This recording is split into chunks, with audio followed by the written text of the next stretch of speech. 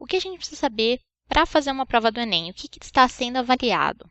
Então, eles dividem em 5 competências, cada uma valendo 200 pontos, que eu vou descrever aqui para vocês. Domínio da norma padrão, o que seria? Escrever o português segundo a gramática normativa, o que é considerado correto, segundo essa gramática. Então, qualquer erro de ortografia vai ser descontado da nota.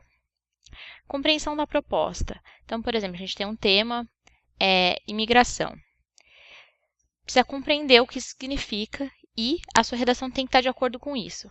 Então, vai ter uma coisa a ser pedida que tem que estar correspondida. Seleção e organização de informações. Então, aí, para fazer a sua redação, você vai ter alguns textos. Que informações você retira desses textos, se elas são as mais relevantes, como você coloca elas dentro do seu texto. Isso vai ser avaliado também. Argumentação. Como a gente vai trabalhar com um texto dissertativo argumentativo, isso é uma das coisas a ser avaliada. Então, se os argumentos são fortes, se eles se contradizem ou não, vai estar aí dentro desse quesito. Proposta de intervenção. Isso daí é uma coisa bem específica da prova do Enem. Significa que no seu texto você tem que trazer uma solução para o problema apontado. Então, alguma coisa positiva que poderia ter sido feita ou ser feita para melhorar o problema. Que cuidados você precisa ter para a sua redação não ser anulada? Então, primeiro, e bem simples, respeitar os direitos humanos. Então, vamos dar um exemplo. Se tiver uma prova, vamos supor que o tema caísse trabalho infantil, você não pode defender o trabalho infantil, a escravização de crianças, por exemplo, porque isso é proibido. Então, se você fizesse uma redação dessa forma, ela seria anulada. Não fugir do tema. Então, a gente tem um tema imigração. Por exemplo, você está escrevendo, começa a se perder no texto, de repente já é sobre estrangeiros. Aí, fugiu do tema, não tem como ser considerada. Não usar linguagem desrespeitosa, não insultar. Então, muito simples aí. A redação deve ter no mínimo 7 linhas. Esse é o mínimo para não ser anulado. E o máximo é 30 linhas. Se você fizer mais de 30 linhas, ela não vai ser anulada. Só vai ser desconsiderado aquilo que passar de 30 linhas. E deve ser um texto dissertativo argumentativo, que é o gênero que é pedido. Então, como escrever esse texto dissertativo argumentativo? Vocês também conhecem isso como argumentação, dissertação, né? Não precisa desses dois nomes aí, às vezes na escola vê de outra forma. Primeiro, linguagem formal.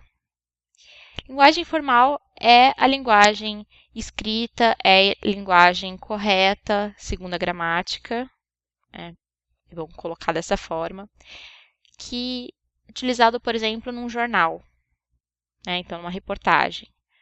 No jornal tanto da TV quanto escrito, está aí um exemplo de linguagem formal. Título.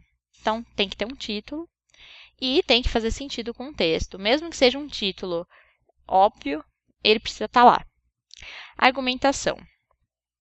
Então, argumentar é utilizar dados, informações que justifiquem uma linha de raciocínio que você vai estar desenvolvendo ao longo do texto. E a estrutura do texto. Então, isso daí é um pouquinho mais complicado de entender. Ele precisa ter introdução, desenvolvimento e um tipo de fechamento ou conclusão. Não precisa vir necessariamente nessa ordem. Essa ordem seria simplesmente mais simples, vamos dizer. Mas todo parágrafo acaba tendo um pouco dessa estrutura. Não obrigatoriamente, mas geralmente apresenta essa estrutura. Então, tem tanto essa estrutura dentro do texto inteiro, quanto de parágrafo por parágrafo.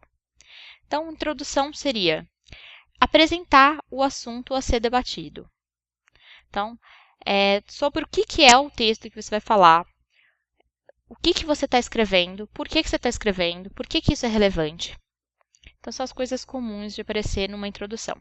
Desenvolvimento é a parte do conteúdo do texto. né? Você não precisa necessariamente fazer um parágrafo só de desenvolvimento, não seria nem melhor nem pior. Isso vai depender de como você estruturar o texto, né? Mas é importante, é obrigatório ter o desenvolvimento, que é onde vai estar aparecendo aí os argumentos. E o fechamento, eu vou associar aqui diretamente à prova do Enem, como eles acabam pedindo para que exista uma proposta de intervenção, uma conclusão, um fechamento poderia ser justamente essa proposta, né? Existem outras formas, você pode iniciar o texto com uma proposta de intervenção e concluir que essa proposta ela só daria certo a longo prazo, por exemplo. Então, você pode ter essa proposta de intervenção aparecendo em qualquer parte do texto. Mas, se você for pensar uma estrutura mais simples, para quem tem mais dificuldade, fica mais inseguro, ficaria simples também colocar no final, né? Então, você apresentaria alguma coisa sobre os imigrantes, no desenvolvimento trariam as informações que apoiam a sua teoria, né? Que você pode estar trazendo do texto ou não. E um tipo de conclusão, uma finalização aí para o texto, para não ficar em aberto. Também a finalização pode ser, em determinados textos, ficar um pouco em aberto. Você pode finalizar um texto, inclusive, aumentando a questão. Então, por exemplo, o texto é sobre a imigração.